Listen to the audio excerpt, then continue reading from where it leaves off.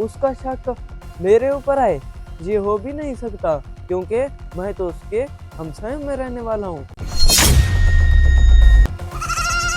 अरे ये मेरी बकरियों को क्या हो गया है? थोड़ी देर पहले तो ठीक थी, अब बीमार कैसे? साहब, एक रात मैंने सोचा कि मैं ये वापस नहीं करूँगा। सुबह होते ही मेरी एक बकरी मर गई, तो मैंने बस सोचा कि मैं फौरन ही ये वापस करूँ।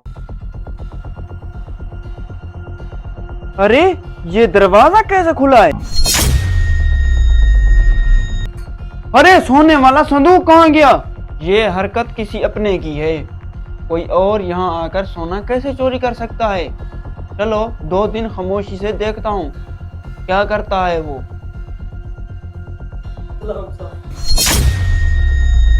वालेकुम सलाम। अरे देखो भाई, मुझे माफ कर दो, मुझसे बहुत बड़ी गलती हो गई है। ये क्या है भाई? साहब, ये आपका सोना है जो मैंने चोरी किया है। तो वापस क्यों आए? अरे भाई, जब मैं घर पहुंचा।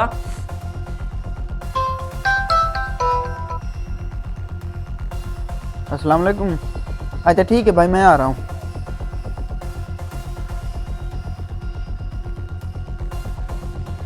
शुक्र है ये तो गया।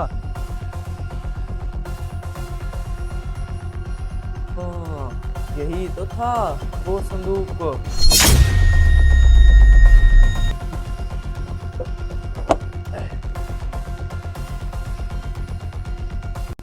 उसका शक मेरे ऊपर है, ये हो भी नहीं सकता क्योंकि मैं तो उसके हमसाए में रहने वाला हूँ।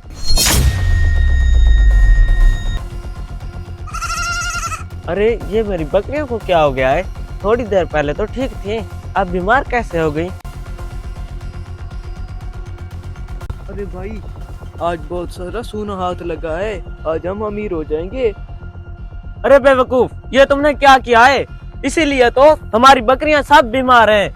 ईमानदारी से ये जाकर वापस कराओ, वरना सब कुछ खराब हो जाएगा। मैं कैसे वापस करूँ? मैंने पहले इतनी मुश्किल से वहां से निकाला है। अरे जो मैं कह रहा हूँ वही करो, जाओ वहीं रखा हो जहाँ से उठाया था, दफा जाओ।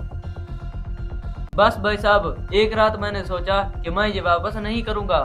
सुबह होते ही मेरी एक बकरी मर गई, तो मैंने बस सोचा कि मैं फौरन ही ये वापस करूँ। मेरी बात सुनो, हराम का माल इंसान के घर में कदम रखते ही बरकत को बीमार कर देता है। जो चीज चोरी से आए वो खुशी नहीं, वो आजमाइश बन जाती है। ईमानदारी वक्ती नुकसान तो लग सकती है, मगर वही चीज जिंदगी को दोबारा सीधा कर सकती है।